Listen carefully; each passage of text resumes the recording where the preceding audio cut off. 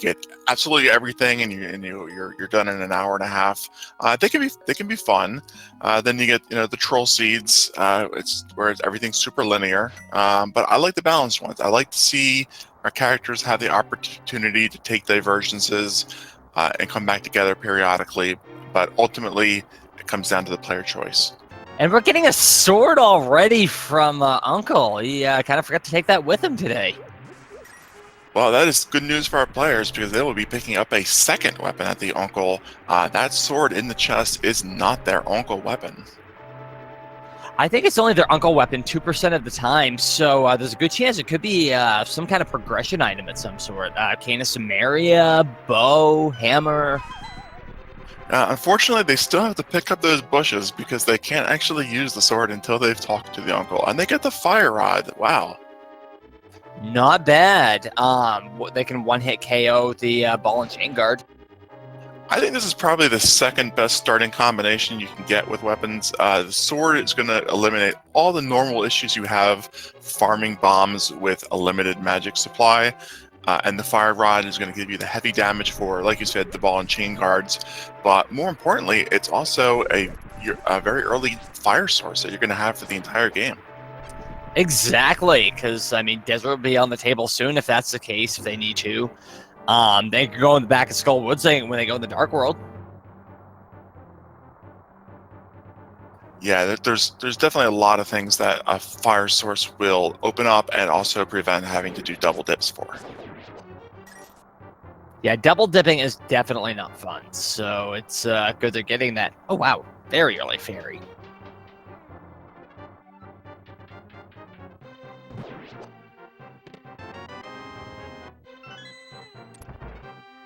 Those 10 arrows aren't going to help them unless they got my personal favorite Uncle item, which would have been the bow. Yeah, that would have been my preferred one too, honestly. I was actually thinking about this last night. The bow unlocks exactly 2 items prior to Ganon's Tower, but is 100% required. So it can be almost anywhere in the entire game.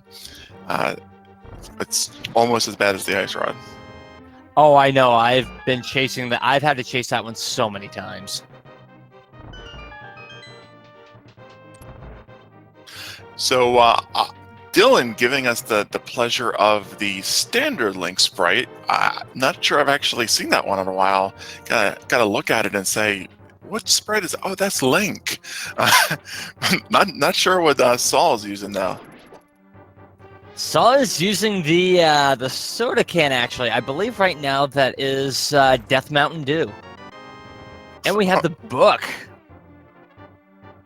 Oh, well, book is a great item to find this early. A lot of our runners will do a lumberjack, haunted grove area check, and if you have the book, you can route pedestal in very conveniently and know from the beginning what your routing is going to need.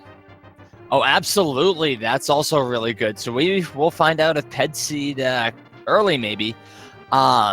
They also, it's starting to seem like maybe they're going to be hinting them toward desert somehow. Absolutely. All they'll need now is a glove in order to complete desert, having the sword and the fire source. Sorry. If nothing else, they can see if they can get the 2 items from desert, but I think we're getting a little ahead of ourselves at the moment. Absolutely. I tend not to make predictions on where they're going to go until they've done the bulk of Kakariko with its dozen or so items. Yeah, Kakariko is always exciting. I've seen it be a little bit of a stinker my last couple of seeds, but hoping that we get some pretty decent progression items this time around. One issue that both of our runners have been running up against during this escape sequence is an unfavorable prize pool, at least from the green guards.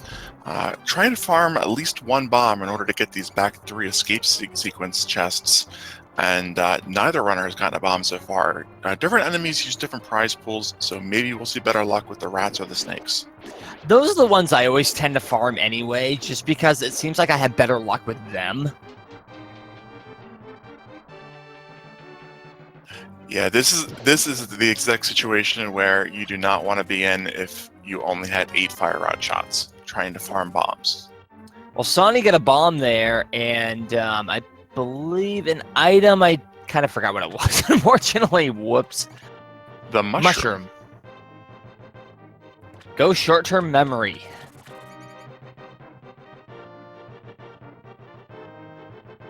So it'll be interesting. Early mushroom. That could be something. Could be nothing. That's interesting. Yeah, Dark still only has a little bit of time left to farm that one bomb. We are going to get a chance to see what he might be missing out on. It's always exciting here. My first one had a few pretty sweet items. We're getting all the Festquetch items out of the way already. So Shovel and the Bad Boomerang. Shovel will be fairly easy. It might be interesting to see if our runners complete the Haunted Grove and then do a save and quit and take the southern Kakariko route, which you don't see often in Escape, but it's fairly common in Open. Yeah, because I've actually started using that as an open strat myself, but I wonder if they'll route it even more, like go after the race real quick. Could be possible. Yeah, I think given that they're doing the Haunted Grove, it's kind of a wash either way. Quake and Sanctuary, one of our 3 medallions, may or may not be needed, but those are nice to find early on. Absolutely, and if they're really lucky, they may only need Quake for both, but hard to say right now. Absolutely. Well, we're going to get our first tree pull here. This will be our tier 2 tree prize, the one that we're going to see most likely throughout the game. So our players are hoping this is a good item. Red rupees is definitely a good item. We might see that tree pulled again. I wouldn't blame them. Yeah, in the early going, it's good to have a lot of rupees because, I mean, you're going to need like 100 for the bottle vendor and then 500 for Zora if you want to get him out of the way real quick. So that's always a really good find. Absolutely. Oh no. Speaking of good finds in bad places, oh dear. We are probably going to be seeing an Agassi today, chat. Yes, we are absolutely going to see the Agassi. Fortunately, they like we were talking about earlier, they only need it for Armos and Helmasaur himself, so they can put it off for quite a long time. But it's going to be required to beat the game, so we're absolutely an Aga required seed. Hey, some more bombs in Vanilla Mushroom area, so that's not going to be bad at this point. They'll need some for Kakariko. That's very convenient bomb placement. Avoid having to go all the way to the bottom to make a purchase, but neither of them routing in the pedestal. I saw Sonny check out the map, but I didn't quite catch anything there, unfortunately. He was so fast for me.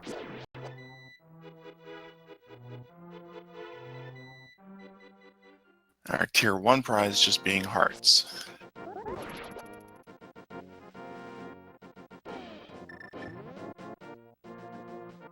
Well, I guess once you learn it's going to be an Aga required seed, maybe you don't want to immediately learn it's going to be also a pedestal required seed.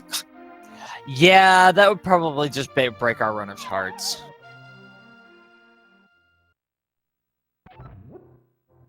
Yeah, I'm gonna agree with Chad. They're just a little timid at this point. Gonna hope for maybe building up some good karma and check it later.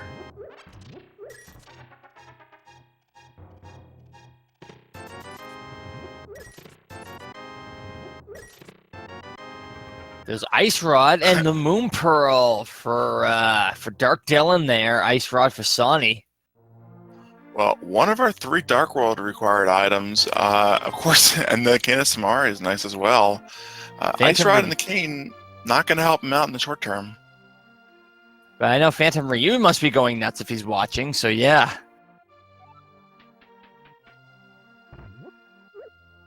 Yeah, I have a little mute macro and that King comes up when Phantom is streaming. No offense, Phantom. If I ever commentate one of his runs, I'm going to ask permission. But yeah, that's neither here nor there. Well, I didn't notice this initially, but the lamp was also there alongside the Moon Pearl. So they're just a keep and a sword upgrade away from being able a keep or a sword upgrade away from being able to go into Aga and get that bow. Having the bow early will make that 5 crystal Eastern very appealing now that the lamp makes everything else in logic. Very nice, and Hera being the green pendant. So they do have to dip into Hera. They may get 1 extra item out of it. And there's their sword. Kakariko being generous, just like I hoped. I like it. And yes, Crazy Chicken Lady's hut is actually fantastic. I do actually really love the forced Aga seeds because I find the lamp by itself to be just such an invaluable item. Being guaranteed to pick it up early, I do like that convenience. That too, and if you need to jump in and grab something, oh hey, bottle, they can check Sick Kid right away. Bottle at Sick Kid is like the flute at the bottle vendor. It doesn't get better than that. Speaking of flutes, Flute at the Sick Kid is a close second though to flute on the bottle vendor. I'll take it. I mean, they're gonna waste no time playing the Hyrule National Anthem. I would be happy to do so. Absolutely. Well, I still expect that we're going to see. I mean, even though they technically can complete Aghanim's Tower, there are still a lot of Light World over locations that are item dense, and they're going to want at least a few more hearts, I think, before taking that challenge on. So, probably a shovel check, and then a flute down to the dam to pick up those South Shore locations. Absolutely, and if they're lucky enough to grab Hookshot on the way to the South Shore stuff, they could always pop by Death Mountain and check out what Paradox Cave has to offer. Oh my, wouldn't that be fortunate? Oh my, hey, we're seeing it so far, and if I'm right, well, I calls them like I sees them. Well, Blue Mail in the library, not a very difficult location to route back in to pick up that 50% damage reduction. Wouldn't be surprised if we see it, but I'm not going to go out of their way for it. Now I can imagine, and looks like Sony's going to check out the Potion Hut. Let's see what happens. Our first Fetch quest. That is an interesting decision to make with the red cane in hand, holding onto that fake flip. It's not fake flip. That mushroom to have the possibility of doing a fake powder can be a little tempting. Yeah, that's a good point because we don't know where the powder necessarily is. So for those who aren't as familiar with the fake powder glitch, how does that work?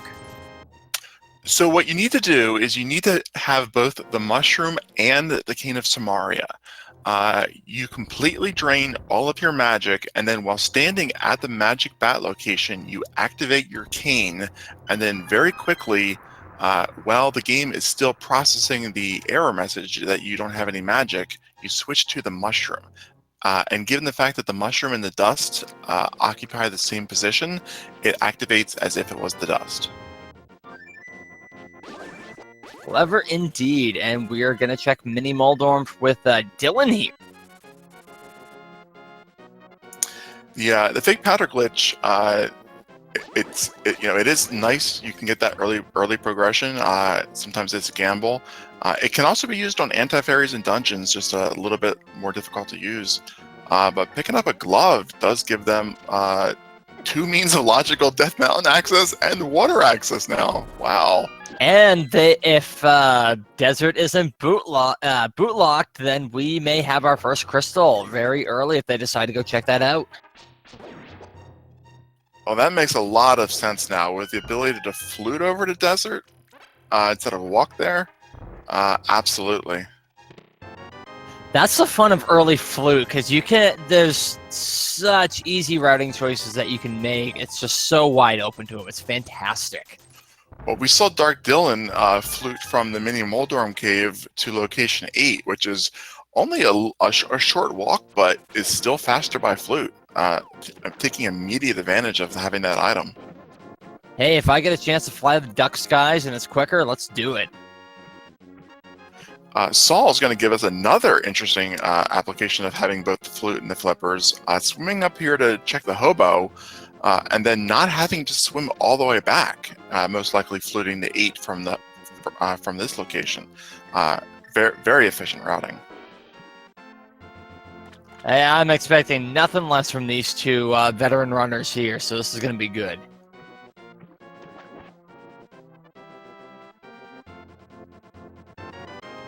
And some bombs from the hobo. I wouldn't be too surprised if they start to make their way for Zora now, honestly, because Dylan has enough rupees. Sonny's just shy of it, but it's not a big deal.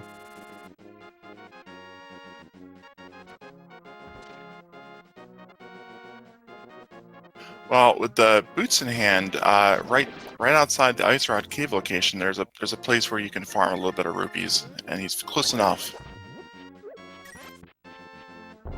Right into this big block. If nothing else, if you get a good enough sword, the Zoras are pretty good with drops. So if you're a few rupees short, which is now not going to be the case, it's not bad to pick up a rupee or two on the way. The Zoras have some interesting logic when it comes to. Unfortunately, Dark didn't flute out of there, so he's taking the long swim. I'm saying the Zoras have some. I don't know where he's going. I'm not going to ice quite yet, unfortunately, Dylan. But interesting idea, though. That would be a very, very aggressive play, trying to go into Ice Palace at 16 minutes. I'm not sure I've ever seen such an aggressive Ice Palace move. I would have loved to have seen that, though. That would have been like German suplexing a sumo wrestler. I would have been impressed. I would have hoped that would have been a full clear, because we're definitely not at the go mode ice phase yet.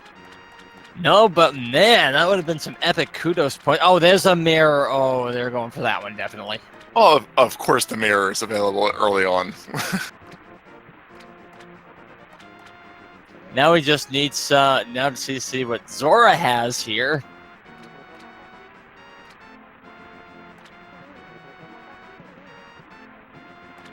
Survey says Boots, of course, or hook shot. What else can it be?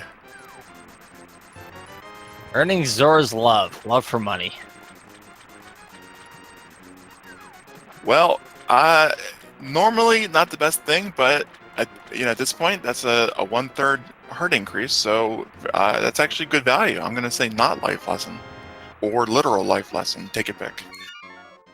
No, definitely not.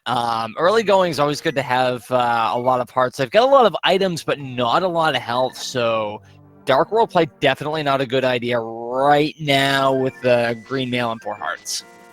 I don't know. That's one more heart than DarkDyllon had last time he tried to go into Ice Palace. So maybe now he's really wants to go. That too is a good point.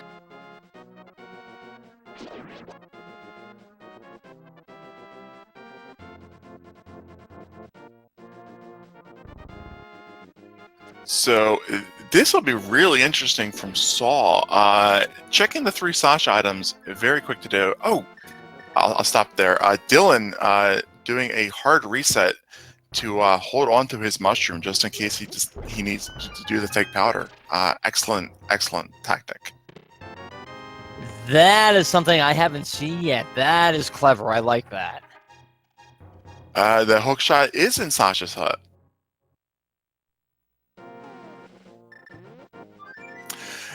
Yeah, that particular tactic was something that we saw very frequently in Key Sanity, when you would want to open a chest but maintain your key in case it wasn't something you needed. Only recently have I seen it in the standard mode, and it only really only makes sense if you have the cane and you think you might use that trick. We don't know what the pedestal item is, but if the pedestal item is powder and there's progression at the magic bat, that sequence break of using fake powder can save them the entire 3 pedestal dungeons. So it could be very, very valuable. That's exciting. I'm liking that tactic more and more now. Cool. Yes, and that's not just a hypothetical. That I have seen that specific situation. And there's one of our 3 Eastern Palace items, 300 rupees.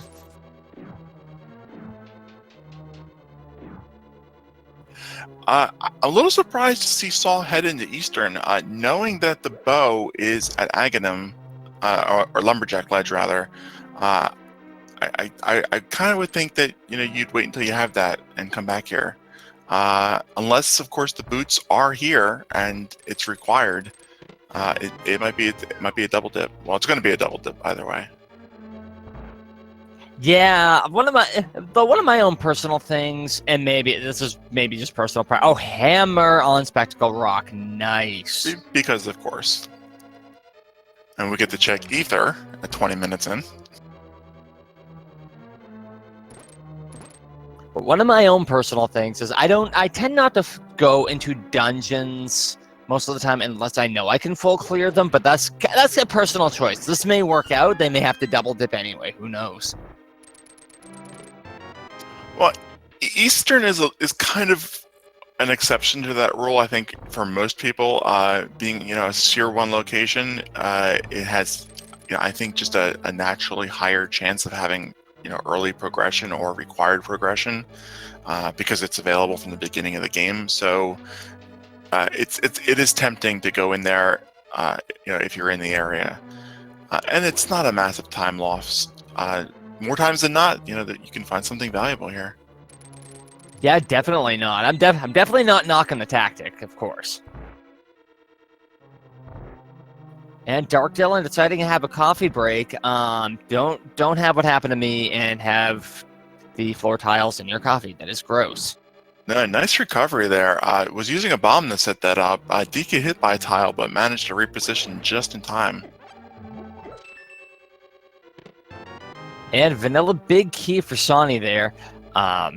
Coffee break is a good time to collect your thoughts and kind of think about where you're going next. So that's definitely useful. You don't get many breaks like that in a race. We have one check left in Eastern here at the big chest, and then Sawney is going to have to mirror out and go to his next location. Dark has all of Death Mountain open, as does Sawney, via the hookshot and the mirror. So there are plenty of items to get up here still. And just bumps over there. Probably going, nope, going into desert here. This is nice. We were talking about getting the possibility of a desert look, and having everything you need to get the crystal. Might as well. Yeah, definitely. If though it's not boots locked, yes. Yeah, still a chance it might be boots locked, but if not, here we go.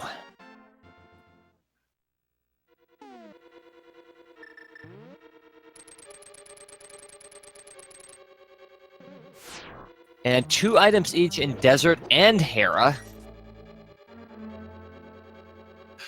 Yeah, Hera being a green pendant does give them a 3rd item, and it's a very quick dungeon. So, it's at this point, being up here, very easy to route in. Absolutely, and even easier for Dylan to route in with the Sahasrahla check too. And there's only 20 rupees in the big chest, unfortunately. So Saul not being able to progress further into desert. Gonna do a quick check on Aegina's cave, and then most likely we'll also be heading up to Death Mountain. Neither of them have checked their shovel yet. I'm forgetting where it was because I see it on Saul's tracker. I don't see it on Dark's tracker, but I thought they both went there. It's on the back of it was in the back of Escape. Oh, that's right. He didn't have the bomb. Okay, all right. Yeah, if it has a progression item, you might not want to forget about that because it's one of those things where it's just become so standard to check back of Escape that it's very easy to forget about. I've seen it happen a couple of times.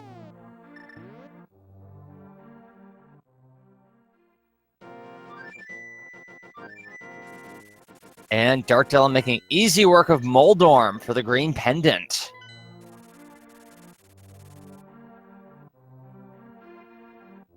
And I think Dylan's gonna stick around and check out the rest of what Death Mountain has to offer. So we'll be seeing some Paradox Cave here shortly. it is nice when you can start this route from the beginning. You get the island check, which we see a blue bottle. You get to fall down a spiral cave and then just make the quick climb back up, down, depending on how you want to look at it from Paradox. Indeed. Or you can do it the exact opposite way. It's like a peanut butter cup. There's no wrong way to eat it. So interesting seeing Saul flute to Kakariko and walk up here to the old man rather than flute up the Death Mountain. Curious route. Yeah, 6 of one, half dozen of the other.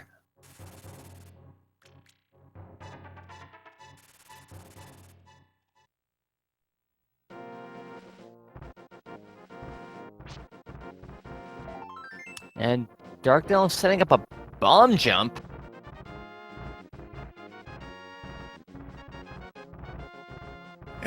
Trying to bomb jump before getting the 5 items. So he gets blue mail, so now we know where the red mail is in library. Absolutely, it's that once they get the boots, that's right at their disposal if they so choose. So it's definitely right in play there. So now he'll try to set up the bomb jump and get the spiral cave item. And sweet bomb jump. That's always a fun one. It's a pretty decent margin of error on that jump. And we're getting Dark World check. I saw Blue Pendant and Mire. And I saw Swamp was our second 5/6 crystal. So they actually have everything they need to get the full clear Swamp. Hot diggity! This is if this isn't a jet seed, it's gonna be pretty close to one. I'm actually going to say that I think this is a little bit too much progression. If I'm one of these runners, then I think you're sitting there and you're saying, I just have so many options. How do I route them in efficiently? That's too much of a good thing. That's something I never thought much of before, but that's entirely possible. Good thinking.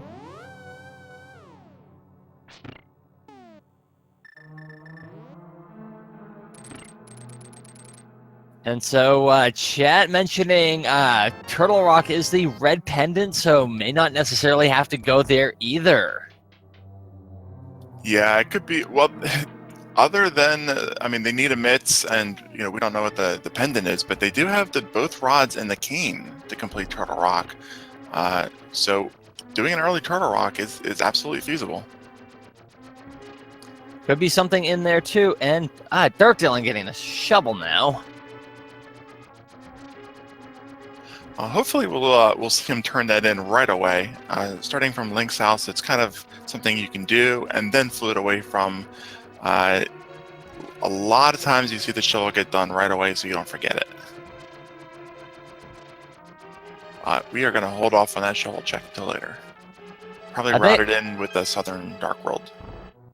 I think with so many potential options and so many items, they're not quite digging it quite yet. Oh no. It's too early for that. Never too early for a good pun. What are you talking about? But anyway, Sawney making the Hera climb DarkDyllon. Are we gonna? Oh, we're going around town. Yeah, I had my hopes up there for a minute as well that maybe we get the ped check, but so many options available. Indeed. It's not going to be quite the jet seed because they still have to visit Aga. But at this point, I mean, there's just so much, like you said, to choose from. It's hard to decide when you want to fit that one in. Well, this Eastern Dark World layout is really optimized for what they have. going into Skullwoods, having the blue mail and the Master Sword gives them a little bit of cushion with Mothula, and they're able to enter it with the Fire Rod. So that's one crystal they'll be picking up. And then heading right down into Thief's Town, picking up the very easy crystal off Blind. And they get the Temper Sword. My gosh, I think what are we gonna get next? Butter Sword in the next 2 minutes? I would not be surprised. This is weirdly fantastic in a way. Yeah, an already reasonably easy moth fight became a very easy moth fight. So we're gonna get our Blind Crystal. They're just racking everything up. Yeah, I've been trying to keep track of the items, but they've just been getting so many items, and I've been getting so excited. I can barely keep track. Our tracker is going to earn their thank you at the end of this stream, that's for sure. Tip your tracker well.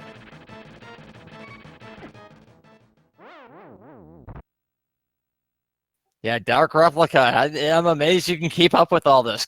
Great kudos. You get kudos points early already. And Trolldorm being a little trolly in the other direction, but no big deal. Sawny has a insurance fairy and collects his green pendant. An excellent execution with the hammer there. Only 3 hits, which would have been the same with the Tempered Sword when DarkDyllon gets up there. Well, he's already done it. My apologies. No worries.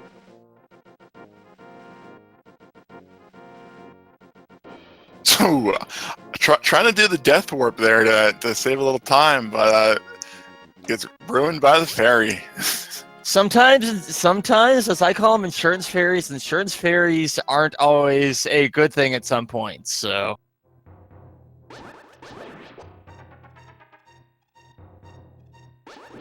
Yeah, it's sad when it happens, but it's also hilarious. Absolutely. It's not meant to be memey. It's something that I call it because I kind of use it just in case. So that's why I call it an insurance fairy.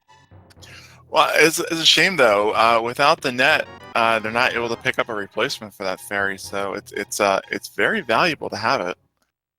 Absolutely. The way these players are playing right now, though, specifically, I wouldn't be surprised. I mean, the low health at Moldorm, can kind of be expected. But I don't think these players are going to have too much problems with the bosses. Just a gut feeling. Dylan playing it safe though, conserving a fire rod shot by using the lantern on those torches. Wants to enter Moldorm with at least 4 fire rod shots. Yeah, Mothula isn't always fun to do at this low health, so... I said Moldorm. Moldorm, Mothula, Argus, same difference. It's an M-boss. Oh, no! Got an unwanted hand from the Wallmaster.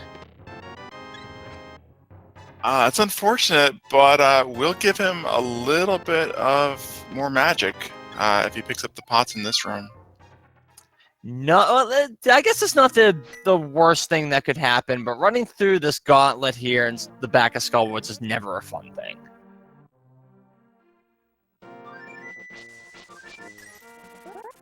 And Sawney, we see with the blue mail now going from Death Mountain Dew to a can of Pepsi. Definitely a promotion. Are you a cola fan? I enjoy a Pepsi from time to time, a Coke on occasion. Excellent. And no pet check yet, but I can't imagine either of them now, just with all the stuff that they have. I don't think they're going to be checking it anytime soon.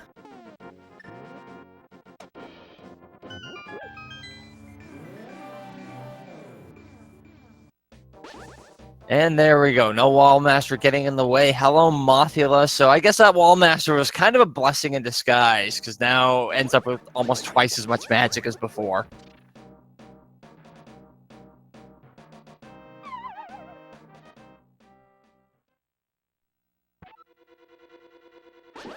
Sawney gonna get his Tempered Sword here pretty quick now. And be careful. Oh, no. I guess Mothula is ended. And we get just a bomb upgrade for that.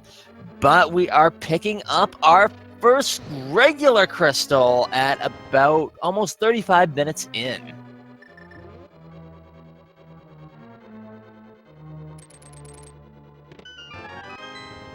Sawney with his tempered sword now.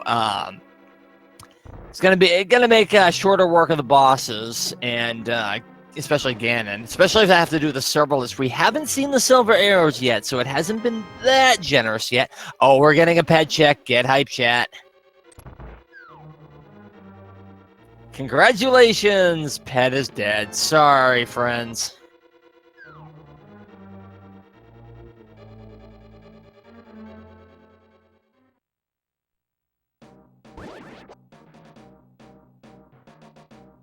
So now there is a number of options that they could go to. It's going to be interesting to see where DarkDyllon goes next.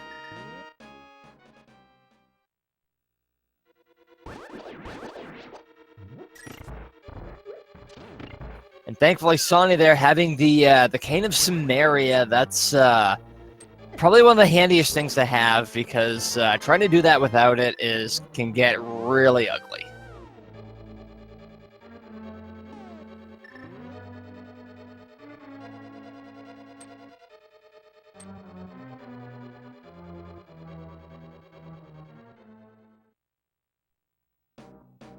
And I smell a bumper cave on the horizon. Heart container, not going to get it right now, but because there's plenty of other heart containers they can get, so not a big loss, but the extra health would come in handy, I would think. So looks like we are also going to get a graveyard ledge check, I have a feeling.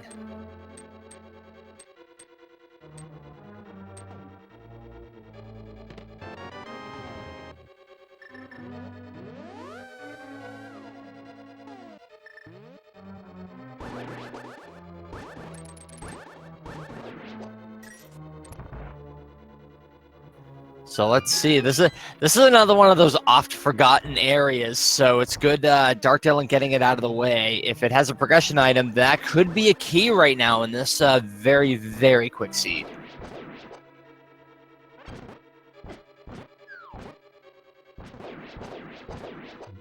And then running a little trouble with Gyptos. Don't blame Sawney, though, because without half magic, you don't want to go using it willy-nilly around here, especially where you got Mothula right up and coming.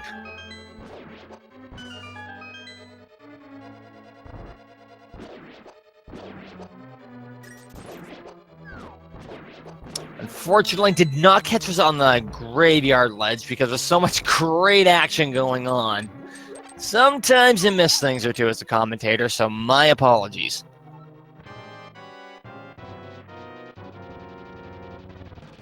Wow.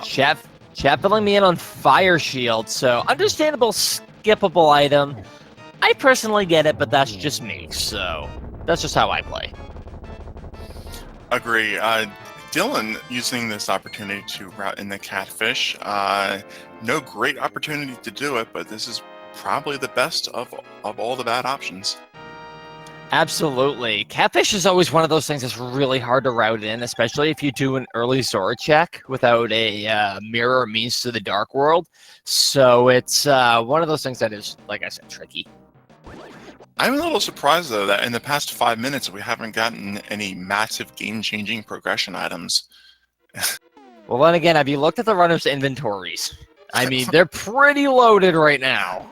That's what I'm saying. I would have expected them to have 100% of this seed by 45 minutes at the rate they were going.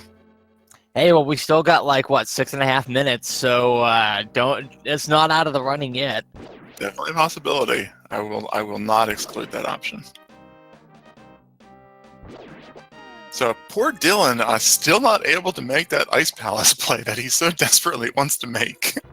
Just needs to pick up one more item, the Titan's Mitts.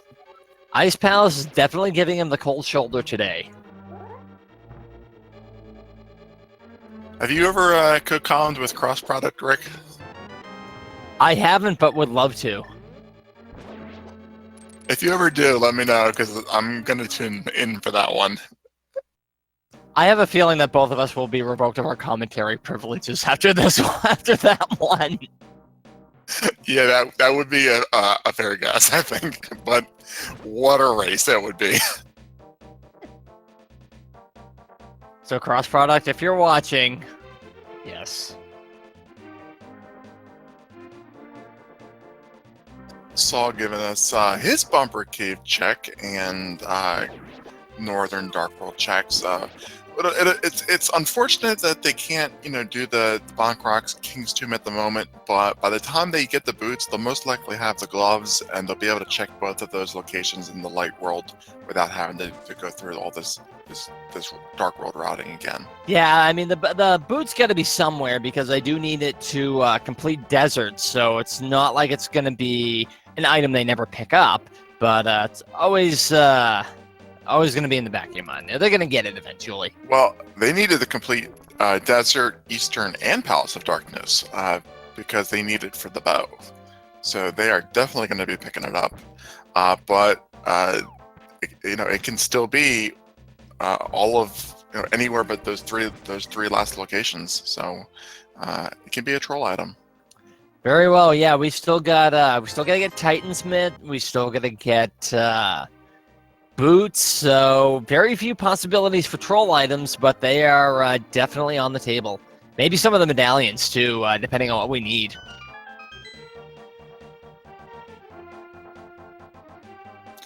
Well, once our runners pick up the Titan's Myths, right now the boots can be anywhere in Swamp Palace or Thieves Town. Once they pick up the myths, medallions pending, it could be in Misery Mire, Turtle Rock, or Ice Palace. And then, of course, they can also be in anywhere in Pod, except, of course, on Helmosaur himself. So we could see some double dips here still. Yeah, so we can call it an almost jet seat today, I think. And both of our runners going into Thieves Town, and the boss here, Blind, is near and dear to my heart. This play makes a lot of sense. You have everything you need to full clear the dungeon and get every item, and it's a crystal, so might as well do it. Dive on in, and Sawney, unfortunately, getting hit by one of the thieves outside of Thieves Town before going in, so Thief earning his keep today.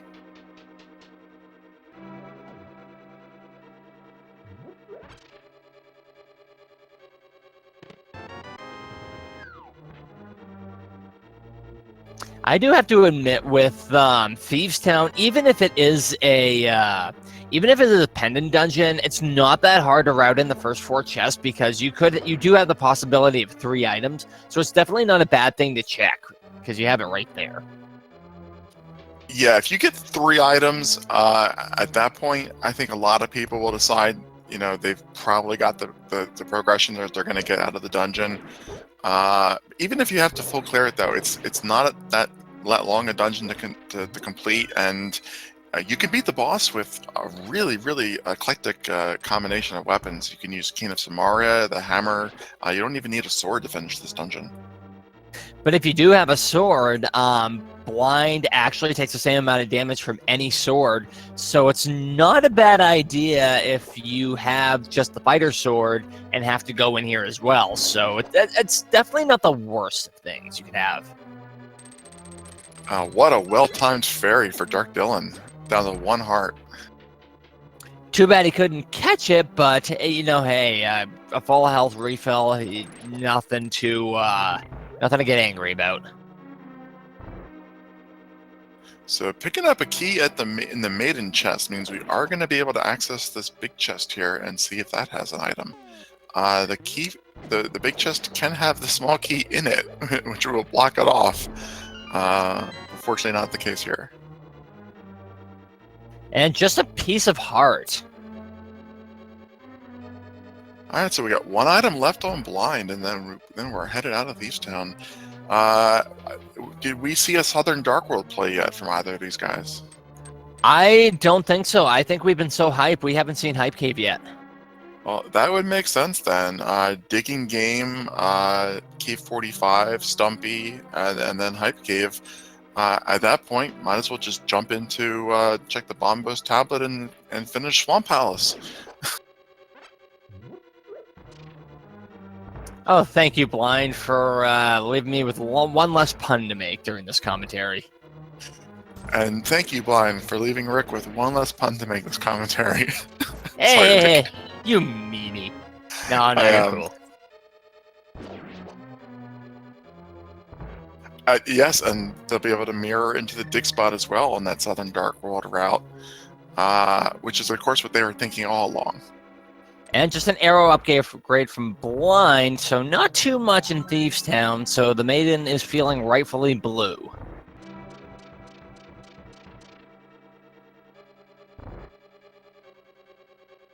Either that or the Maiden knows, aka Cough Cough Blind, that it's going down soon, so yeah, that's another reason.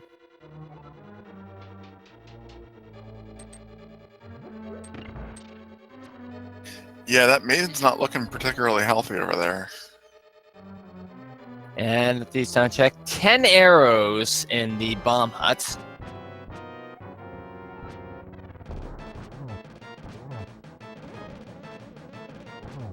Ooh, close call on those spears there, going right through Link's hat. And we're seeing some clever use of Cane of Samaria by Sawney to show off just what the Cane of Samaria can do. That's pretty much like the Swiss Army knife of weapons right there in the game, so that's pretty cool. Cane is definitely a lot of fun to use, and like you were saying earlier, Blind essentially just has 9 hit points, and everything does one hit of damage. So Cane works just as well as the Butter Sword. And it looks like we're going to be using a fake powder glitch to check out the Batcave. This will be interesting because this is an option that Saul does not have available to him, having turned in his mushroom already. So he's going to have to find the real powder. Let's see how advantageous this is. This could be the difference maker. Oh, a difference of 20 rupees, so not quite. Well, it didn't pay off this time, but it's still a very good tactic to be aware that you can employ. And Sony one-upping it with 300 rupees in the Diggy game, so that's going to be something you can thumb his nose and wiggle his fingers at Dylan at later on. Well, Dylan's going to be picking up those rupees now soon, I bet. Anything you can do, I can do better. I give him a 20 rupee advantage so far. And K45 time. I love K45. Sonny isn't today, unfortunately. No, it's Sonny missing his opportunity to catch up on 20 rupees that Dylan most likely won't pick up. It's unfortunate. Yeah, no Ivy League college for the kids. Just going to have to go to State University. And when I was a kid, you picked up every 20 rupee. And there's our half magic, so they can go a little more willy-nilly with the magic, especially when they go to Ice Palace now. Half magic is an excellent safety item to have, and it'd be nice for Dylan, having used up all his magic. That would give him a free magic refill. Unfortunately, Sony not checking the digging spot while he was there. Maybe we'll see the shovel used on Dylan's side. Not a big deal there. To answer a question in chat, I believe K45 is called that because that's its ID number in the game, if I'm not mistaken, or in Hyrule Magic. Is that right? It's an internal ID somewhere, and that's just how the developers have referred to it. South of Haunted Grove is the more randomizer friendly name for it, but people just like Key45 just caught on. That's how it appears in the spoiler logs. And Hype Cave having Bombos Medallion, and not too much else aside from some love. But, not bad. I mean, considering what we have left on the table to find, that's still a pretty good Hype Cave, nonetheless, It's a nice pickup. I mean, we still don't know what medallions they need, and now they have 2 of the 3. And I think we're getting a swamp play. 6 items.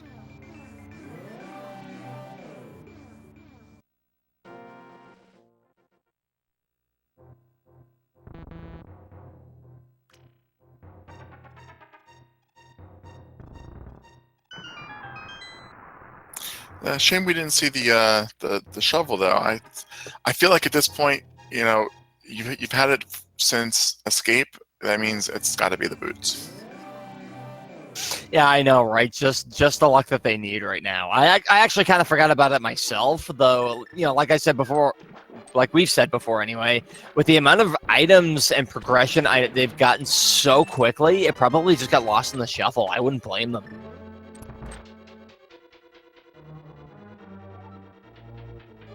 So Dylan is going to give us the Bombos tablet check before heading into Swamp, or potentially skipping Swamp, but hopefully heading into Swamp. And just a map in that first available chest to find an item in. Never a fun sign. It means that there's going to be at least one item on the left side of Swamp. So going to have to do a full clear or potentially risk losing an item. Which, yeah, you know, all things considered, I mean, that's not too bad of a give the way the seed has been nice to them so far. So not the worst of trade-offs, I think. No, Dylan not heading back to Swamp, deciding to check Desert. Gonna be a little disappointed finding his boots locked.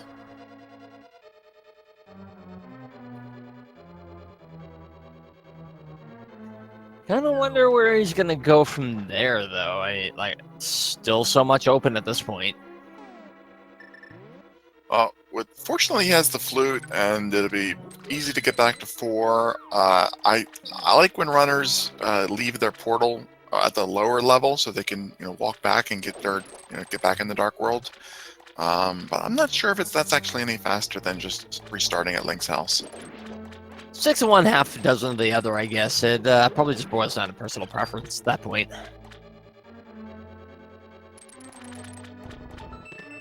And big key right below the big chest, so we'll be able to check that real quick. Or not. I'm going straight for the full left side. Definitely the safe play.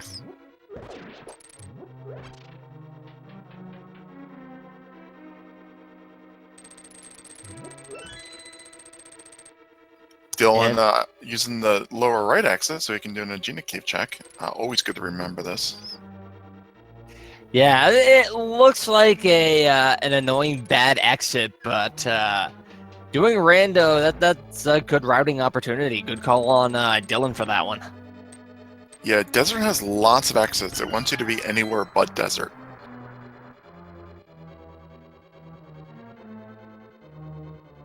And just the left ventricle, I mean, piece of heart.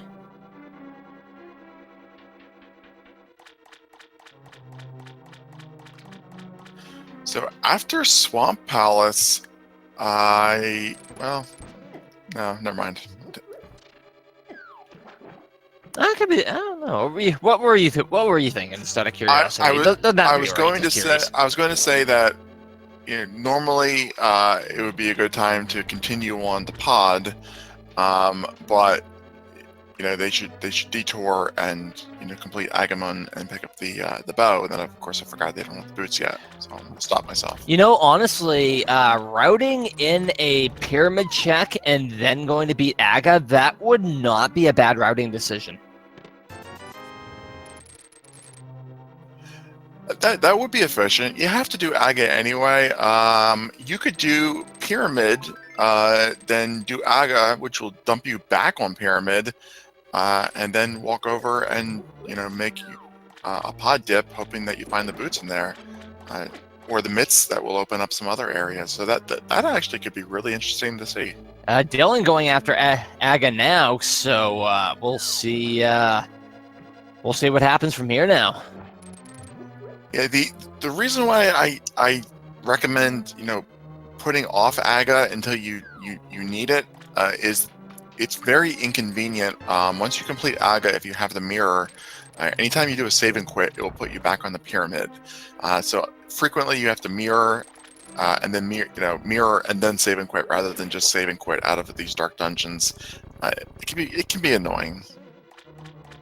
Yeah, that's a good point. I keep forgetting about that because I haven't had many Aga seeds that I've played, so that's something I do personally forget about.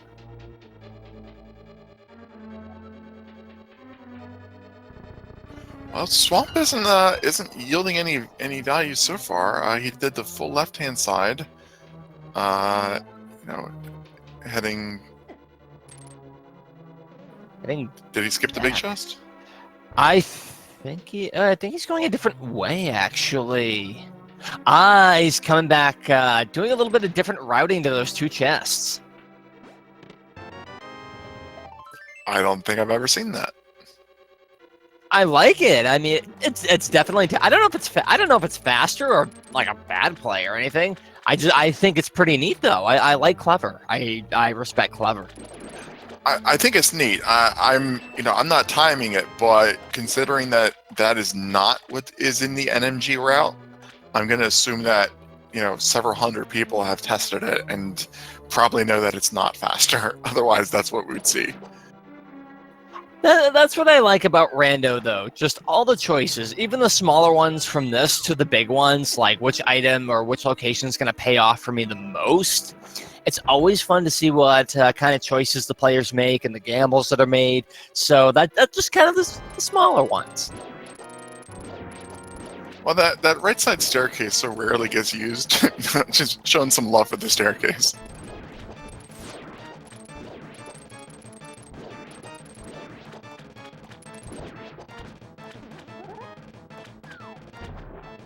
And Sawny easily making Argus go Arg. Yeah, Swamp Pal is kind of a bust. Kind of surprising, because it usually been pretty good for players, but, that's just the nature of Rando sometimes, so sometimes Swamp Palace don't have anything. Well, if Dylan puts that off long enough, he might be able to go mode it and save a little bit of time there.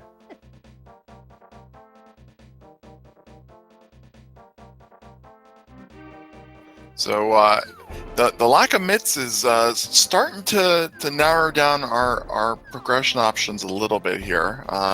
Can't do anything in the Misery Mire area at all, or Ice Palace, or Turtle Rock.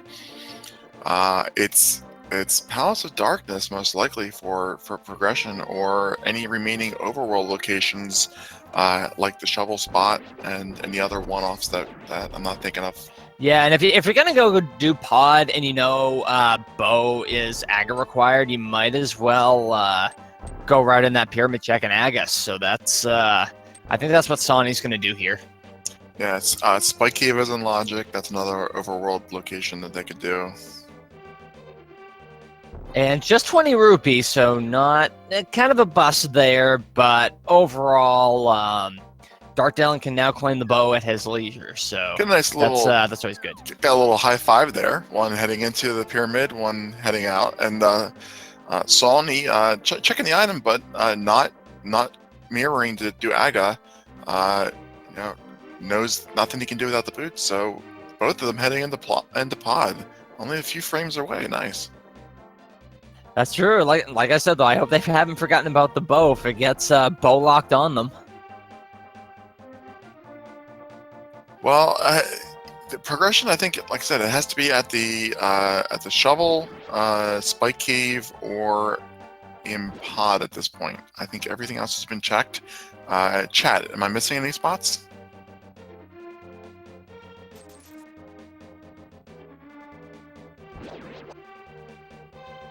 Well, there's Ether at Sahasrahla, so DarkDyllon is not going to have to worry about any medallions now.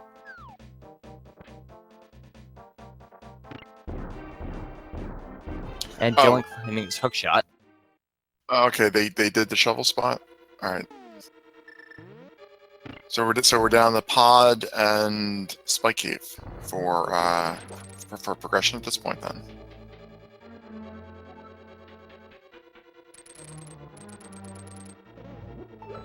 And Chad is informing me something I often forget, that boots is required to get bow, so they are going to have to find boots. So they may have to double dip in here. Thank you, Chad. Oh, well, they absolutely will have to double dip in here because they're already in here and they need to go get the bow. So, guaranteed double dip. And there's our powder. All right, well, that puts that sequence right back in logic. Not that it was any progression we had to keep track of. Powder is kind of a neat item to me, honestly. On the surface, it doesn't look like it's all that useful, but with the amount of anti-fairies and the bunny things that I forget the name of, Bunny beans. yeah, bunny thingies, you can always turn those into fairies and get a quick health refill or even some insurance fairies for bottles. So once you get the bug catching net, so it's pretty useful.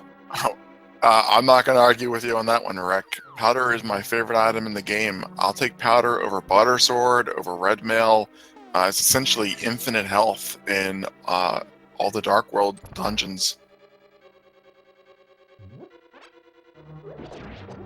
Can you believe it? We are an hour in already to this exciting seed, and this is the point I like to say. If you've been enjoying these runners, and you bet I have been, oh ho, Titan's Mitt.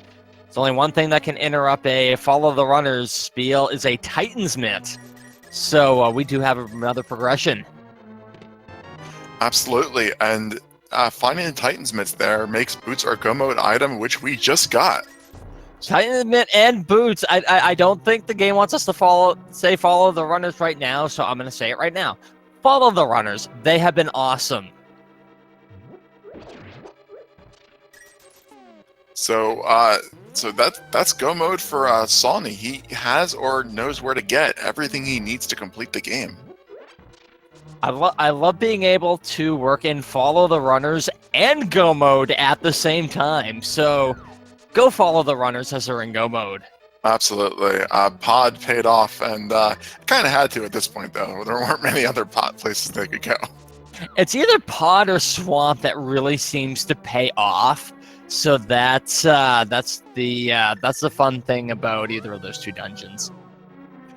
What I think is interesting is you have to so think about this from the runner's perspective. Pod was available, since they had Dark World access. They picked up the Moon Pearl and Aghanim's Tower access very, very early, like 10 minutes in. So they could have done Aga and intuitively gone into Pod and had Boots this entire time. Do you think? I mean, you got to be thinking your opponent might have done that. That is true too, and I wouldn't be surprised if either of them thinks that they're behind the other with that, just because of, hey, I could have had Boots this whole time. So you make a great point. Dylan getting his bow now. Sawney going to complete Desert. So two very interesting choices now. Yeah, Sawney still has to complete Aga's Tower and has a lot of content. Having completed Pod and picked up the Eastern items, he doesn't really need to go and get the bow until after clearing Ice Palace. He could do the Dark Death Mountain. He could do whatever he wants to, but of course he is in go mode, so probably is just picking up this crystal. Then we'll get the bow and then pick up his last crystal. I kind of wonder too if they're gonna end up finding silver arrows en route or not. And DarkDyllon finally making the play he's been so desperately wanting to make. Hello, Ice Palace. How are you today? Yeah, picking up the boots before ice makes ice much easier to navigate these ice physics. Yeah, especially in that one room with the fire bar and the staircase. That thing does not like you to walk down those stairs on the ice. That staircase is so broken. It's like held together with duct tape or something. It's awful. Well, you can't walk up the stairs, but you can hook shot into the stairs. Explain that to me. Hookshot is cooler, so I think so too. All right, well, that is a good enough reason. Asking, you shall receive. Boots were in Pod, and Boots led to the bow at the lumberjack tree. So yeah, so that's definitely not a jet seed, but go mode now we're in. We're pretty dang close to it. I like it. Well, I got to point out as a caveat here that Dylan is in go mode. Sawney may or may not be. having not picked up that ether medallion and not knowing where it is, I'm an idiot. Neither medallion is required because neither dungeon is required. I take that back. My apologies, guys. Chat, you may now proceed to mock me. I will not mock you because I'm being nice, but Sonny should mock Landmolus here, and is doing so with a fire rod.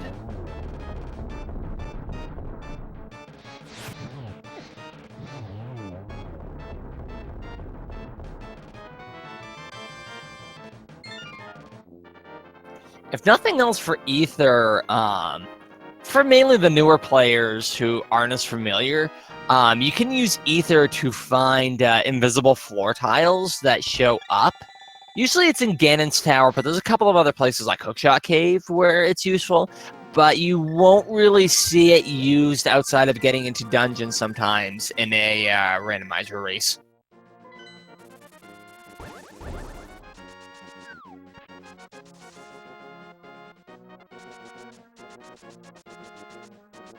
And Sonny looks like proceeding to Aga now.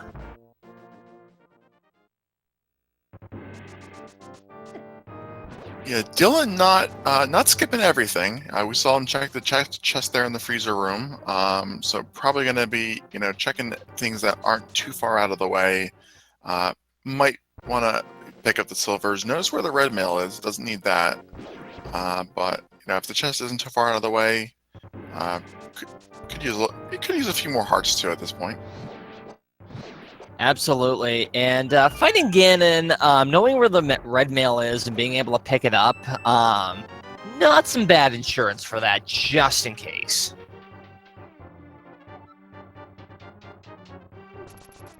If you felt like you were behind, would you grab it? I would grab it if I picked up the boots at the time that these runners did, because they still have Eastern Desert, Pod, Ice, all of GT. I mean, there's so much content left that they're going to get advantage of it, rather than just finding it like in the mini Helldorm room. Absolutely. DarkDyllon almost getting a death there, everyone careful, but managing to pick up the Ice Palace Crystal by the skin of his teeth. Nicely done. And that's where the red mail would have had twice as much health left.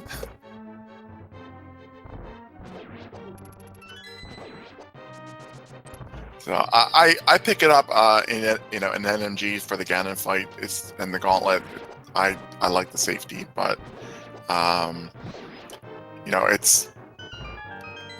they do have blue mail in rando. Blue mail is typically enough because you get so much health.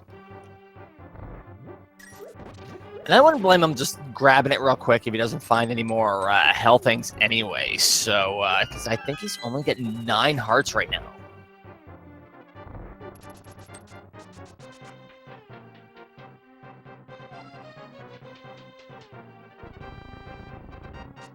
And it looks like Dylan's going to check some stuff around Mire. Not a bad call. Could find the silvers here. Just clearing that desert, I think. Switching to the mirror there. That too. I agree with you though. Checking those easy spots like the Mire Shed would not have been bad. They're not that far out of the way.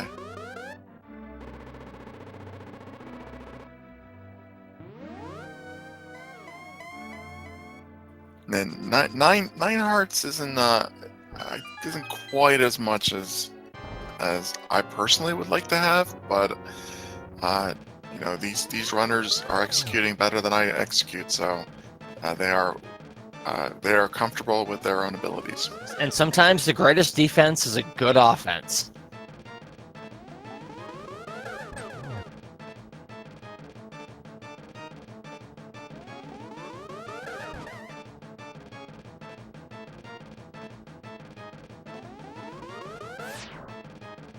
I have to admit, what might be kind of fun to see for an Aga fight? Using the bug catching net.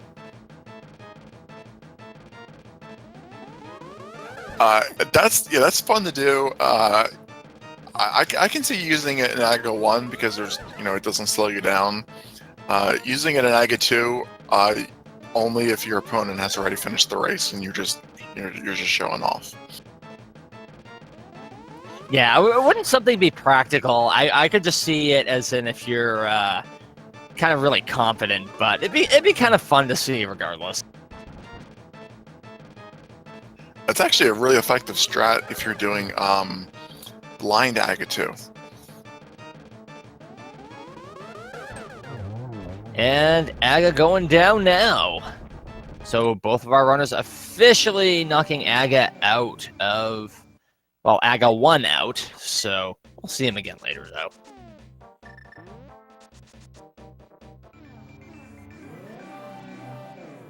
So Sawney has to complete all of Ice Palace, which he'll be able to go mode, and Dyllon has to complete all Swamp Palace, which he'll be able to go mode. They are essentially tied otherwise as far as dungeon completion is concerned. The good thing about go mode for both of those palaces is it's a lot quicker to go mode and just go through the dungeon like that. So that's actually a pretty good advantage for both of the runners. Yeah, it's hard to say with precision, but I think that they'll probably be entering Ganon's Tower, within at most a 2-minute difference. This is definitely a close race so far because I couldn't tell you who's in a lead or anything like that, and I don't think we're gonna know until right up until the end. So Sonny's about to pick up the bow now, which will close things in a little bit more too.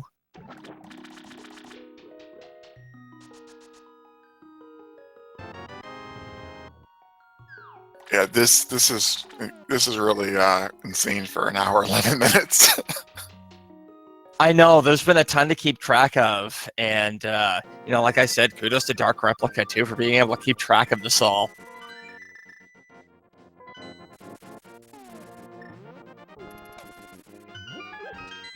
And Sonny's looking to go back, finish Pod and probably Eastern all at the same time. So good routing decision. And finish these off is all he has to do because he's full cleared the dungeons. Otherwise, just needs to knock out the bosses. This is going to be a couple minutes and for 2 crystals. Yeah, it's going to be exciting. Who's gonna get to Ganon's Tower first? I wonder. So we get to see. We saw Dyllon pick up 1 chest that he could have skipped in ice. So. I expect that he's probably going to pick up a few of these Swamp Palace chests, the ones that are in the way. Maybe the waterfall room. Definitely the waterfall room. Maybe the 2 below it. Definitely skipping left side and anything that's out of the way. If he checks the bottom too, could check the big chest as well because the big key was right there. Nice use of hammer dash on that area. That's fun to do. It's hard to do without getting hit by those water blobs, though. Especially that, yeah. And I never have any luck finding the boots until like way late in my seeds, so I never get to do that as much as I like. So it's a little more fun for me.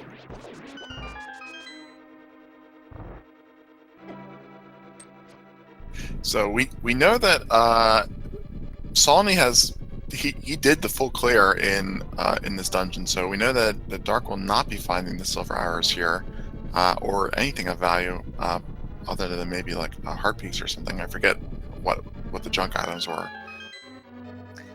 Yeah, but we won't be finding those silver arrows there. We'll find out if they don't find it and have to do serverless. I'm sure Ganon will let us know where they're hiding out, in a basic sense.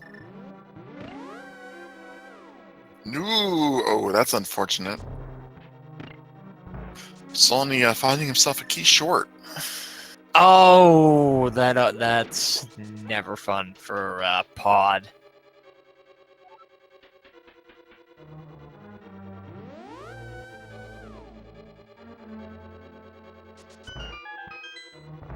Fortunately, this bow locked area dumps you right back out on the Halmasaur side, so you can you don't lose too much. Yeah, that's always good. Sometimes I forget about that little bit, only because I I never have to go that way and then use the hammer most of the time.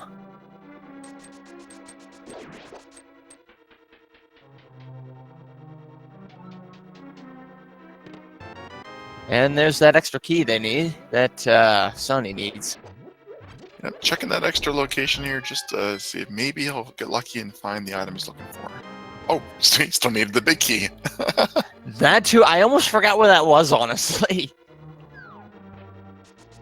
I thought it was just short the small key, but yeah, I didn't realize he was short the big one as well. Good thing he checked that, because he wouldn't have seen that until he got to the Helmasaur door.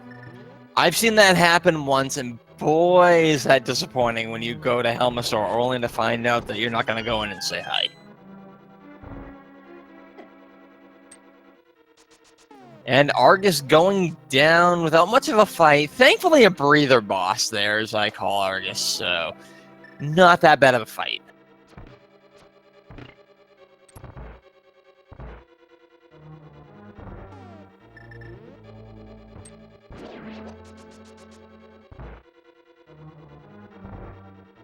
And Sawny in the room, that really is a stinker to do in the dark.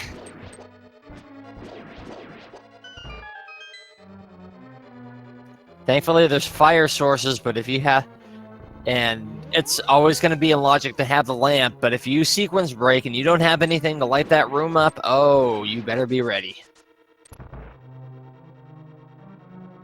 Yeah, I've seen players that are able to do the turtle room completely in the dark, and that's AAA skill there. That is a really, really hard dark room. Probably the hardest dark room to do, I think. Well, I know what I'm going to be practicing here pretty soon. Helmasaur King, though, nice safe strat to do the hammer. Bombs are also effective, but probably not the best idea, but they're still possible. Yeah, 17 hammer hits. I don't know how many bombs it takes. And just 20 rupees from Helmasaur King, but getting a crystal is always a good thing. So I think he's going to dip into Eastern, go into Ice Palace, and then we'll be sauntering up to Ganon's Palace pretty quick here. Yeah, absolutely. Dylan heading in the pod just as Sawny's heading out. Dylan remembering that he needs the keys and goes directly for the spell lock section. It's going to give him a good 45 seconds or so to catch up. Or build your lead depending on where they are. And with the racers as neck and neck as they are, every little bit is going to count here.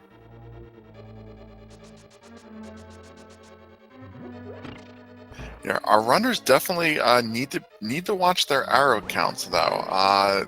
They're using a lot of arrows in Eastern Palace here, and they're going to want to exit with as many as they can, because if they end up having to do Ice Armos, that's going to be quite a few arrows in Ganon's Tower.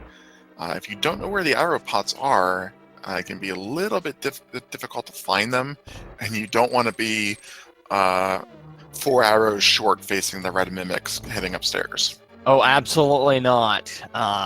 Those are not fun to do otherwise. Not to mention, you're probably not going to get too far either. Yeah, I've seen leads be lost simply due to running out of arrows at that point, and it's really a shame when that happens. You've had excellent execution an entire race, and then it's something like, oh, I'm 4 arrows short. That really puts the Argus in that one. Yeah, Sawney, very nice positioning with those red mimics. Sometimes moving back and forth and and not missing that is a little bit difficult, but pulls it off very quickly. I like this positioning too. Very nice. Oh, there we go. We're getting some pretty slamming fight here. It's kind of like a mirror image of the standard Armos positioning. Those Armos Knights feeling the wrath of Sawneyrath and picking up the Eastern Palace Crystal. So Sawney only has to go mode Ice, and Dylan finishing a pod will just need to burn through Eastern. Very, very close. I think if I had to guess, since Ice Palace is a little bit of a lengthy, I think Dylan's got a bit of a lead. Not too much, but enough for me to say I feel like he's got a teeny bit of a lead. I'm going to disagree with you. I think Go Mode Ice is actually about the same as running through Eastern again. We'll see which one's true. I never timed them. I haven't either, but let's see what happens.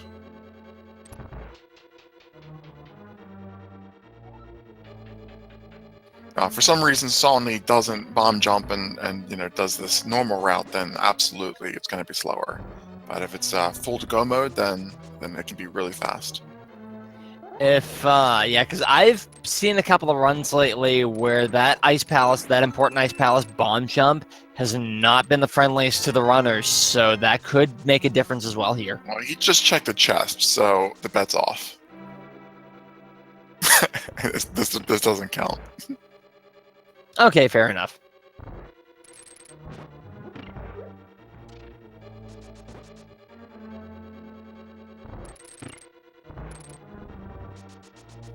I love how that hook shot can one-shot the Pengators in a pinch. Yeah, hook shot can kill them, but the tempered sword can't in one shot. I love that.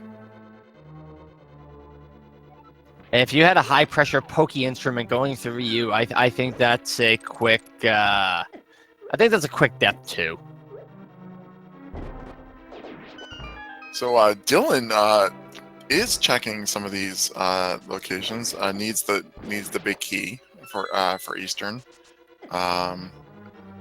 So that's a little bit extra time that Sonic can take advantage of, but not go moding Ice, doing the full clear. Man, it's just exactly the opposite of what you'd expect.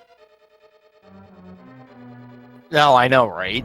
I kind of wonder if they might be looking a bit for the silver arrows, but I don't know. For me, I get a feeling now that they're probably hiding in either like Mire or Turtle Rock. I don't think it's going to be on their way, unfortunately. Yeah, I mean Dylan is searching for the big key, so he has to open these chests. Sawney is either hoping for silvers, like you said, or doesn't feel comfortable doing the bomb jump reliably. Either of those can be the case. Yeah, that's definitely true. Now, for the newer players who may not be as skilled on that one yet, I've heard a lot of different strats for people doing that bomb jump. What's your technique for it? I know the best way to do it is to use your shadow. I use the distance of the sword. I back up against the wall, and then I look at the distance between the bomb and the sword. It does vary from fighter sword to butter sword, so you have to account for that. But it's just the way that I learned it.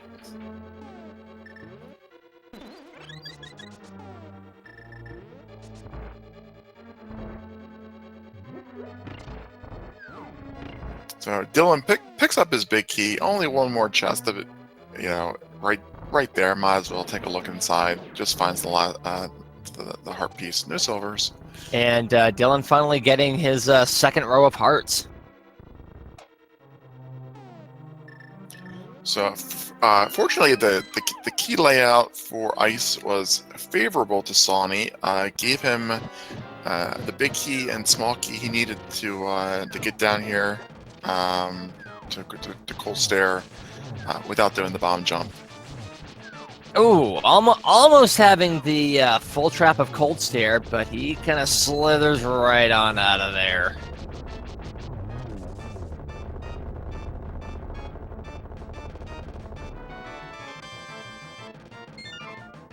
Yeah, so we really didn't see the go mode comparison we were talking about, since Dylan had to do the big key hunt, but Sawney also did the big key hunt, so kind of close. I mean, they were essentially the same. Indeed, and Sawney gets a key for coming in, and I think that means only one thing. Do you know what I'm thinking? Yes, this is a speed gaming channel, and we have kicked off the Big Key guessing game. For anybody who wants to participate, you may pick a number between 1 and 22 for where you expect the Big Key to be. I like this because chat gets to spend the entire race telling us all the things that we missed. This is their opportunity to tell us where they think we will miss something in the future. So go for it. If you win, you can earn a place on the leaderboard. So I always like to ask, Terry, where do you think it is? Well, you know, I've been saying the same place for a long time, and I'm kind of in the mood to pick a new place this time. I'm going to say one of the last 4 chests on the right side. How about you? This seed has been mostly far too generous. Tile room. I was expecting that. I didn't want to claim it. I thought I'd leave it on the table for you. Thank you, thank you. What's your usual one, out of curiosity, just since this is my first time commentating with you? Well, my usual one is Randomizer Room, and I usually say that I like Randomizer Room because I've been playing this game once a year for 24 years, and I didn't even know it was there until 6 months ago. That's a good call. I don't blame you for picking that one.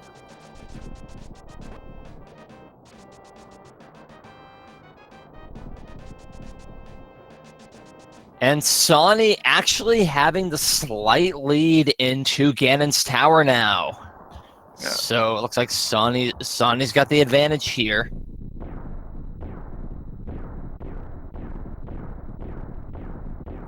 Oh, maybe not. There's Buttersword. So Sawney entering at 26:26 on his clock. And we'll see what Dylan enters at.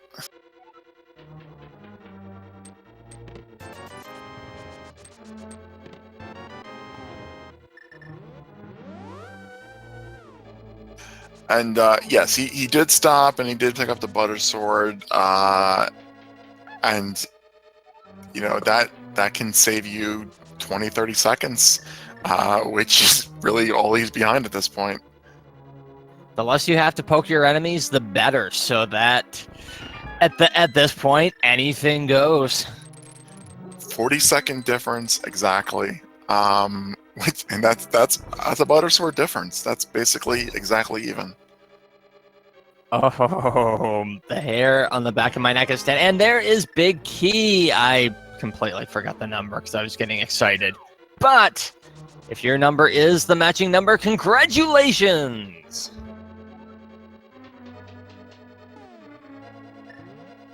Wow, so Dylan heading full right side is going to lose a little bit of time there on that Big Key.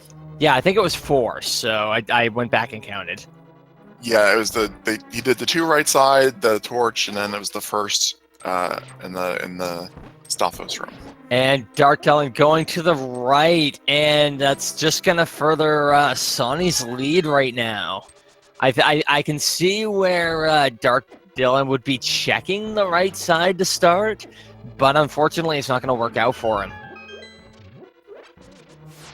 Well, because this is all random, you basically pick a pattern that you're comfortable with and you have a personal preference for, and you stick with it. You can't game a randomized system. So, if you find a key and you head right, that's what you do. That's what I do. And he's going to pick up the Big Key in just a moment, not too far behind. It's still anyone's fight, but I understand that's just how Rando rolls sometimes. So you can't fault him for doing that. Of course not. So Tal Demon wins the game, I guess. That sounds like a very painful prize. Want a trip to the Palace of Darkness to be eaten by terrapins? Ugh.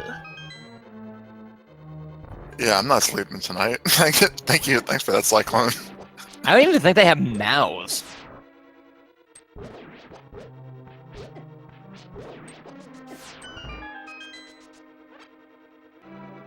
Yeah, thank you, Cyclone, for putting the darkness in Palace of Darkness. My God. Dylan at the mimic spot with 14 arrows to spare. That's a comfortable safety margin. Sawney in the gauntlet. DarkDyllon not too far behind. Oh boy, I'm loving this right now. I am glad I get to commentate this race. How about you? I love the close races. It's the ones with the hour difference that aren't so much fun.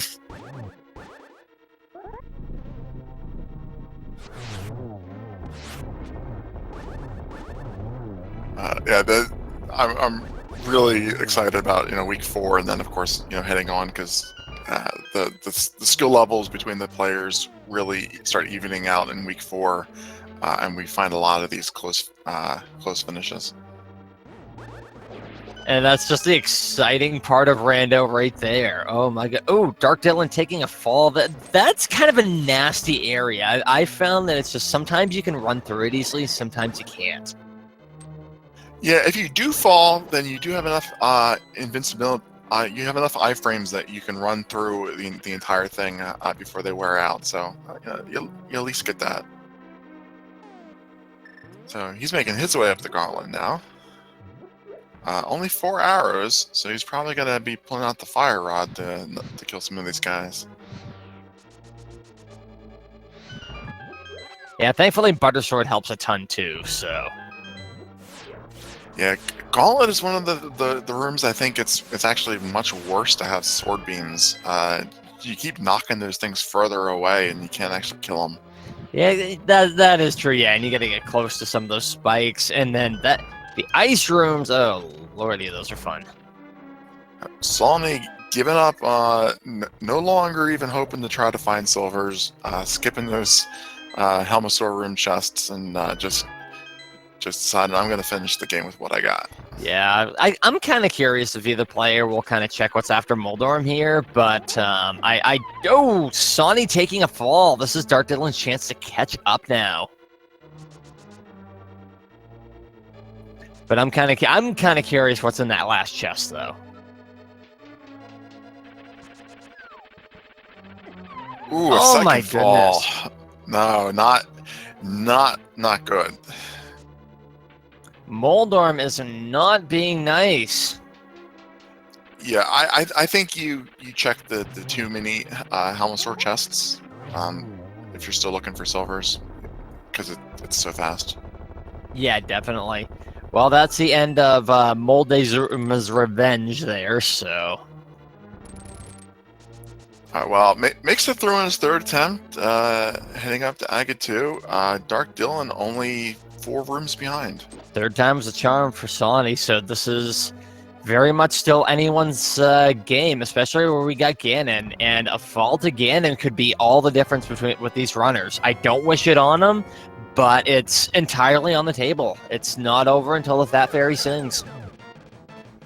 And I think the Sawney may still have his fairy. Dylan, we know, used his fairy during his attempt to Death Warp, so he has no safeties heading into this fight. Unless they picked up a potion. I wouldn't be surprised if either runner went to stock up on potions real quick before fighting Ganon. I wouldn't be surprised if they wanted to. I don't know if they did though. I didn't see it. Well, I mean after Ganon's tower, that is. Excuse me. And Moldezuma's Revenge.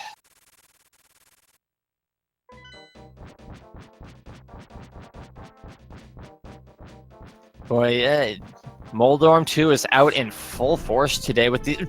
There he goes again. I think he's celebrating now. Yeah, he is a jerk. There's a reason why we call him Trolldorm sometimes, so...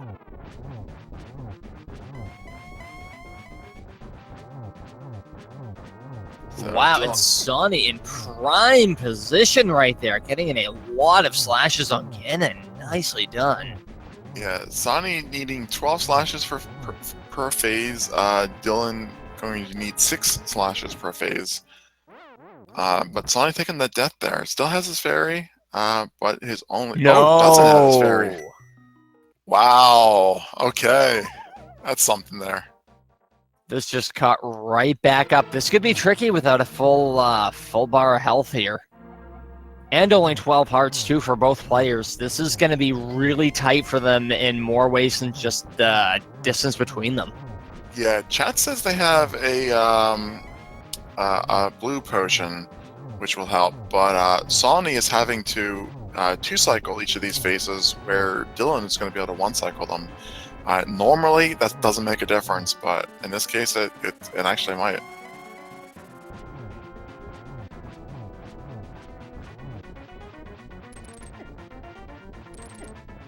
And trying to use the hook shot there. Gotta be careful. Only one more hit left. This is not a place you want to be at a Ganon fight. Third phase or no.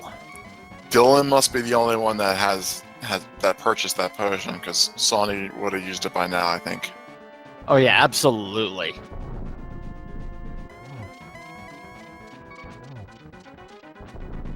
So both of them are going to need the same number of sword spins in phase 4, being 12. It doesn't matter which sword you have, tempered or butter. Getting the torch glitch, very, very. Ooh, not very quite useful. for Sawney. So Dyllon skipping phase 1 there essentially, and already into phase 2 and done phase 2. Oof. Unfortunate death there for Sawney. Oh jeez, that could really be something right there. Yeah, that is a lead change there. Dyllon now being in phase 3 with plenty of health, plenty of magic, and that potion.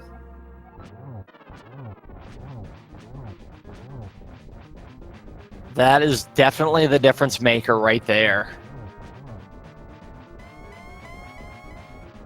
The hair is standing on the back of my neck.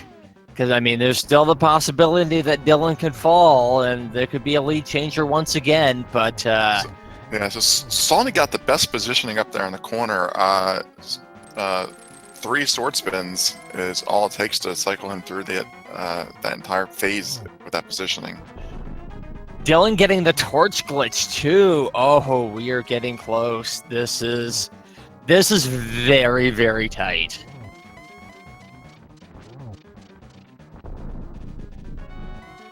Deciding to switch over to Fire Rod will give him the ability to get up to 3 sword spins per torch cycle.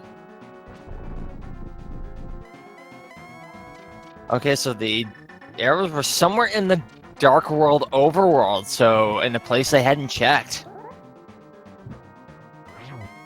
Oh, this is very close. Dylan's been missing several of his swings. Sawney seems to be off to a little bit of a better start. I'm not counting them. This is too close. I can't count them, and Sawney's got to watch out. Only one more hit, and that could speak something there. They both have the torch glitch. They're both halfway done at least. This is fantastic. You can't ask for a better Ganon fight than this. This is so exciting at this point. Both runners doing a fantastic job on the Sawney, just being so careful with one hit left, and Dyllon just execution is fantastic. I mean, both of them are so execution-wise being perfect so far. Sawney fell into a very consistent pattern, getting 2 swings consistently. Dyllon getting a few misses, and Sawney gets the first kill. Sawney, eking out a victory right there. Oh my goodness, wow. What a race, let me tell you. That had the hair stand on the back of my neck for Sawney right there. That was amazing. And DarkDyllon not that far behind. This is well, since Sawney stopped, I don't have an exact time for DarkDyllon, but it's really like within a minute of each other. I mean, both of these players, just did fantastic. That is just so close. GG to both. I mean, Nobody's a real loser here in this one. Absolutely. Congratulations to both of our runners. Sawney with an official time of 1 hour, 38 minutes, and 56 seconds. DarkDyllon with an official time of 1 hour, 39 minutes, and 12 seconds. A 16-second difference. Amazing. Hot diggity. I mean, that's probably one of the most exciting matches I've had a chance to call. And I got hooked on the Christos Owen ACM match back in the last tournament. When I saw that on YouTube, that was about a 17-second difference. So this is really the callback as to why I got into Randomizer right here. Yeah, 16 seconds. That is the closest I've personally had the pleasure to commentate. What? Wow. I hope we can get these runners in for an interview because this is just too fantastic.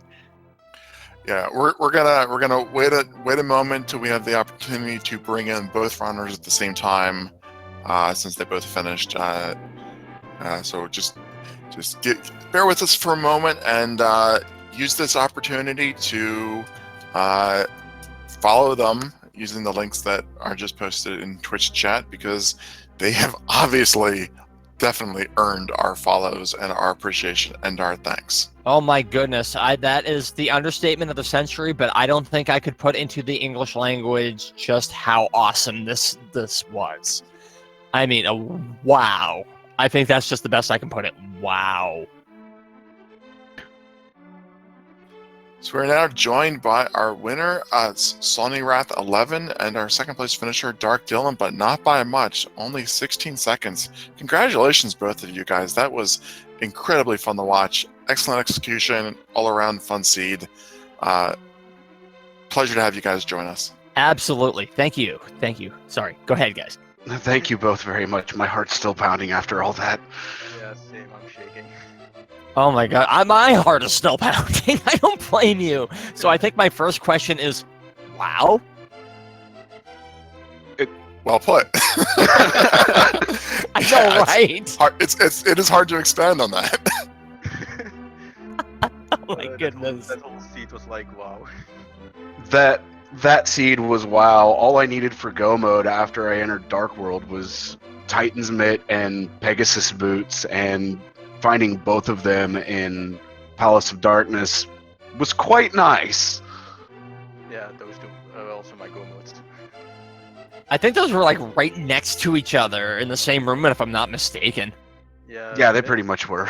Mids were, I think, like in that room with the 4 turtles and the chest in the middle, and boots were in like the dark room, like right next to it. Yeah, everything lined up nicely. I mean, both Meyer and Turtle Rock medallions. Dylan had all three of them. Sawney, the third one was the pendant that you were able to pick up, but ended up needing 0 of them. Everything was just, you guys had so many items. It was ridiculous. Yeah, just seeing all the items we got off the start, it was pretty insane. It was a very generous start. Yeah, except nothing dropped bombs for me. Is this a PB for either of you guys? No. Like my last race, I think was like a 132. My last race was a 136, so it was about 2 minutes off. Hey, but that's still nothing to sneeze at, though. I mean, that's a great job right there. Hold on. I have to put my audio up, apparently. Yeah, no Funny- worries. It's all good. The funny thing is this seed was pretty close to bootless, even though boots were required for us to get bow, which ended up being my go mode item. But my last seed I played against DSIT was completely bootless. So, due to that seed, I was able to get a bunch of practice without using the boots and just translate it over to this seed. Yeah, it worked out pretty well. I actually had an experience last night with finishing a Bootsel series seed myself, so that's tricky, but it is good practice. You're right. And apparently silver arrows, or were those just arrows on the pedestal? I can't remember vampire skewers. Silver arrows were Dark World, so that's just arrows. Never mind. Yeah, it was Dark World. Yeah, so there was somewhere it couldn't be checked. There was just so much going on. I couldn't. I can't even still think about where the silver arrows might have been, but definitely you didn't need them, so that worked out really good. There are only two places that, in my mind, that they could have been, and that's Hookshot Cave or the cave before Hookshot Cave. I Oh, can't you're remember the name of that right. one. Yeah, you didn't check Hookshot Cave. That's right. I forgot all about that. I checked Paradox Cave and it was like at least there was not a sword upgrade. Well, it's a dark world, so that could have Yeah. been, blacksmith's items, Spike Cave. There were a few other spots, I think. Oh, Peg Cave. Yeah, there Oh, were a few places. So something I'm thinking about too, just because it happened right at Ganon's Tower. The moment I'm officially doubling Moldezuma's Revenge. How are you Oh my feeling after you all got, gosh. you both got knocked down twice, both of you. Jumped on me Oh. was just so aggressive, like twice in a row. It was amazing. The first time he knocked me down, I started laughing. The second time, I was almost on the floor, laughing so hard. He was so mad. Revenge! Moldorm, you served your purpose of being mad. I'm happy with that. Well, you both took the same number of falls, at least. Absolutely. So I think so one of my friends I always grab this question from him when I get a moment. Just out of curiosity before we go at least, what do you take away from the seed? What's something that you can take away from this using later seeds? I'm not ending this as a question, but I just want to get this question in. For me, it's mostly be less chaotic with my routing. I was all over the place. I agree with being less chaotic with routing. My routing ended up being somewhat chaotic as well. So if I had done less chaotic routing, I probably would have saved more time overall. Yeah, it's hard when you get that early flute because, especially where everything was just so open and you had like 50 bajillion paths open, it's kind of hard not to have some chaotic routing, I have to admit. That was amazing, like getting bottle in the bar and then getting flute. from Flute the directly after that from Bug Boy. That really wet your whistle for this run, didn't it? bottle. Yeah. I see the pun there. I always have puns. That's just me. Just watch the VOD. I think I'm like blind in commentator form, I think. So my apologies to anybody who is bothered by puns. So, I'm not going to rehash the seed because there was so much progression, and you guys had so many different options. We saw lots of diversions. I'll just ask just two general questions. One specifically to Sawney. Ice Palace. Were you looking for a particular item when you were checking those chests, rather than go moding it? I was a little curious about that decision. I was looking for a key so that way I wouldn't have to pick up the key that's off to the room to the right of where you would normally fall down the hole to access the boss room. I actually have not learned the Ice Palace bomb jump, which is why I don't use that specific route through Ice Palace. And hopefully before too long, I'll have that learned so that way if I am in Go Mode Ice again, I can just do the bomb jump, not have to worry about finding a key, and just go straight to Cold Stare. Okay, that definitely clears that up. Because that's one of the things that saves a lot of time in that dungeon. You were unfortunate enough that you did the early swamp, and Dylan was able to just go mode swamp and catch up a little bit of time. My general question for both of you guys is any in hindsight, is there any one thing in particular that you would have done differently? Dylan, you want to go first on that one? Well, thinking about it, like what I said before, it's like less chaotic routing. It's like I left, for example, Starshula and Eastern Palace completely undone for like the longest time. That's probably the one thing I would most likely change once more. Any last comments, Sawney? The only thing I can think of is maybe check pod a little bit earlier because it is a location that does have a decent amount of items. So that's probably the only thing I've got with less chaotic routing. Definitely might have paid off this race. Rick, you got any other questions or any other final thoughts the runners want to make before we go ahead and wrap things up? I think I'm personally good. Racers, any last thoughts? Good game. Yeah, GG to Sony. Thanks for the restream. Commentators, of course, as well. Trackers. Yes, thank you all very much. Hey, thank you. Thank you, runners. Once again, good game, and we appreciate the show. There are 5 other speed gaming channels beyond 3, 6 in total, that are streaming these ALTTP randomizer races, as well as 4 ALTTP randomizer channels. So 10 channels throughout the day. We do about 10, 15 races a day, so there is plenty of content. Go ahead and check the schedule and chat. Thank you to the speed gaming staff for the restream, and our tracker, Dark Replica, of course, for making sure that us commentators don't make too many mistakes. Try to keep it under a few dozen. Yeah, if I can jump in too, yeah, especially my thing, especially to Dark Replica. I said it a couple of times, but having to keep up with all that progression and everything. I mean, you had to have had like 4 eyes to do it at this rate. So definite kudos to Dark Replica. Absolutely, and you know, my last encouragement to all of the viewers still with us is to give Randomizer a try for yourself. 512 people joined this tournament. Dozens more on the waiting list. The community is just growing at a terrific pace.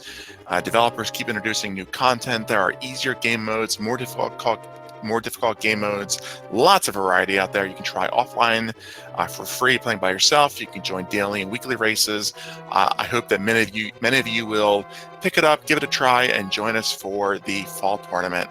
Last but definitely not least, my gratitude to my wonderful punny co-commentator Rick. It's been a pleasure, and that's it for me, Tiru. The last word goes to you, Rick.